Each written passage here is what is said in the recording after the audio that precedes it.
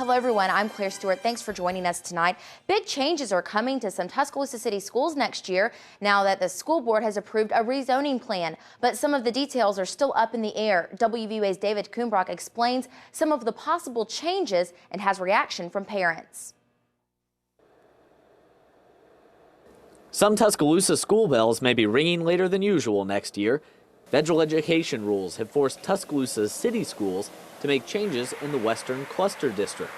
Oakdale Primary, Central Primary, and Martin Luther King Jr. Elementary will all serve pre-kindergarten to 5th grade students. However, the school board is still hammering out the details for the rest of the plan, which will include rezoning and possibly keeping classes running longer. One suggestion on the table is keeping schools open an hour later until 3:45. Kiara Small's child attends Central Primary, and she just wishes she felt more included in the process. Yeah, they should have sent a survey to, the parents to let us know about the change or whatever, so we'll be more aware. Shanita Jackson transfers her kids to Arcadia Elementary because of her local school's poor performance, but she hopes the changes might help them get back to par. I hope it does better because these kids really deserve, because they are our future, and they're going to help this, this world keep on continuing. The common thread is a hope that change will equal progress. In Tuscaloosa, I'm David Kuhnbrock, WVUA News. School leaders say the changes will take effect next school year. Tuscaloosa's referendum on 7-day alcohol sales has passed, and that could mean big changes for local bars and restaurants. Anyone with a liquor license in the city of Tuscaloosa is eligible to sell alcohol from noon to 9:30 p.m. on Sundays, starting March 6th. The Tuscaloosa City Council has the power to impose regulations on that, and they will discuss that ahead of March 6th. Some owners say the coming months will be a time to test the waters. Others say they're eager for the extra business. Meanwhile, Tuscaloosa Mayor Walt Maddox told us he's surprised, not by the result, but by the overwhelming support voters seem to have for Sunday alcohol sales. I think we were all surprised by the results in terms of 80%. I think what that does is validates the request that the city has made for nearly 11 years in allowing the people of Tuscaloosa to decide this issue. So clearly it was something that was not only favored by the majority, but the vast majority of citizens. And beyond the city limits of Tuscaloosa, Northport city leaders are concerned that it will have a negative economic impact on Northport's restaurants. Northport Mayor Bobby Herndon says the city has already taken the first steps to get a bill to the Alabama legislature that would allow Northport to vote on Sunday alcohol sales. Herndon and some other business owners believe Northport will need to have Sunday alcohol sales to survive alongside Tuscaloosa businesses. How can I tell my restaurants, my grocery stores, my convenience stores that our citizens aren't going to give you the same opportunity to compete, to profit, but right now even to... When you can go across the bridge and have a cocktail on a Sunday and watch a football game and you can't do it here, that's really going to kind of hit us pretty hard. Northport should find out in March if they'll be able to have a vote on Sunday alcohol sales. Alabama is banning drinks that combine alcohol and caffeine. The Alabama Alcoholic Beverage Control Board banned the drinks after they were declared dangerous by the Food and Drug Administration. One of the most popular drinks in this category is Four Loko. The ABC board says the drinks will be immediately removed from store shelves. They sent a letter to beer wholesalers February 2nd informing them of the ban. Giant power poles are towering over McFarland Boulevard and Rice Mine Road, and that has drivers doing a double take. WVUA's Matt McCoy talked to Alabama Power about the project and what drivers think about the new addition to some of Tuscaloosa's roads. Power poles I'd ever seen before. You might have seen them on McFarland Boulevard or Rice Mine Road.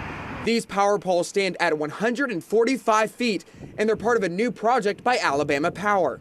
Because of the increased capacity and demand in the Tuscaloosa area, we upgraded to a 230. That means 230,000 volts of electricity. The new poles tower over trees and are double the size of the existing poles. But Joseph Brown with Alabama Power says the new poles will not be replacing all of the existing ones. You still will have a few of the distribution poles, the regular wood poles in between, but most of those will be replaced because of the new poles. But drivers along McFarland Boulevard say the new power lines offer up a different distraction in congested traffic. They're very big. They could be a distraction if one would look up at them. But they're definitely bigger than normal poles. It was a real distraction, especially on McFarland Boulevard. I was driving down 430 traffic. It really distracted me. I saw one some other place and I didn't know what they were for. Other drivers say they'll get used to them in time. I think you get used to it right afterwards. I in fact, didn't even notice them today. According to Alabama Power, the project should be completed by the end of April. Reporting in Tuscaloosa, Matt McCoy, WVUA News. Alabama Power says nearby businesses will lose power when they switch to the new power poles, but it should only last 20 minutes to an hour and a half. Alabama Governor Robert Bentley says state employees receive too many paid holidays. Bentley told the Alabama Republican Party Executive Committee he wants to reduce the number of paid holidays for state employees. Bentley says he will meet with his staff to discuss reducing the number of holidays from the current 13. The average number of state holidays in the southeastern states is 12. The Alabama State Employees Association Executive Director Mac MacArthur says he will oppose the governor's attempt to reduce holidays. State Treasurer Young Boozer is calling for more money for Alabama's prepaid college tuition plan. Boozer told the tuition plan's board today another $338 million might be needed to cover the 41,000 participants. This will be in addition to the $548 million already appropriated for the plan. One reason for the hike in expenses is because tuition for big universities like Alabama and Auburn has gone up faster than expected. State Finance Director David Perry says the cost is high but realistic. Outgoing Governor Bob Riley left a little gift for new Attorney General Luther Strange, $7.9 million. A spokesperson for the Alabama Legislative Fiscal Office says the money was part of the state paid to the state by BP following last year's oil spill. Chief Deputy Attorney General Richard Allen says there's no restrictions on how the money can be spent. He says it's being used to offset an expected shortfall in the Attorney General's budget. With a first look at Alabama's home team forecast, here's Chief Meteorologist Richard Scott. Hey Claire, big changes in our weather office we're talking about. Tomorrow night, the chance of some isolated severe storms across north and western Alabama. Storm Prediction Center has that slight risk out. In fact, a moderate risk of severe weather where some strong tornadoes are possible. Back towards Memphis and Little Rock around here, we think it will be weakening, but a squall line should make it through the state sometime after midnight tomorrow night. Clouds starting to build back in. Still clear skies to the south of Tuscaloosa, but we'll go mostly cloudy by tomorrow morning. Some showers to the north. The rain tonight will stay north of us, and for most of the day tomorrow, for our Thursday, we do stay dry by 9 o'clock, around 60 degrees, 75 by 3 o'clock. Some isolated thunderstorms are possible by 3. What about the severe weather chances? And could there be more severe weather down the road? Home team weather is coming up. The Tuscaloosa County Sheriff's Office needs your help tracking down some suspects in West Alabama. Here's this week's Most Wanted. Hello, my name is Ted Sexton, the Sheriff of Tuscaloosa County. Thanks to your help in WVUA, we have captured 263. Hassalee Mims was arrested on the charge of failure to comply with the Community Notification Act. Again, thanks for your help. We have captured 263. Now, we need your help this week in finding 2 of Tuscaloosa County's most wanted. James Edward Grace is wanted on the charge of robbery in the first degree. He's a white male, 48 years of age, 6 foot tall, 185 pounds, brown hair and hazel eyes. He was last known to be living in the 5500 block of Skyland Boulevard in Tuscaloosa. We also need your help in finding Ricky Bernard Jr. He's wanted on 2 counts of robbery in the third degree. He's a black male. He's 31 years of age, 5'6", 245 pounds, black hair, brown eyes, has a tattoo on his right arm.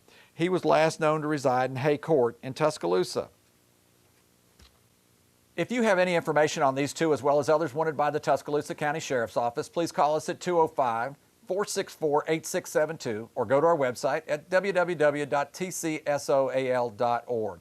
Working together, we'll continue to make Tuscaloosa County a safer place to live.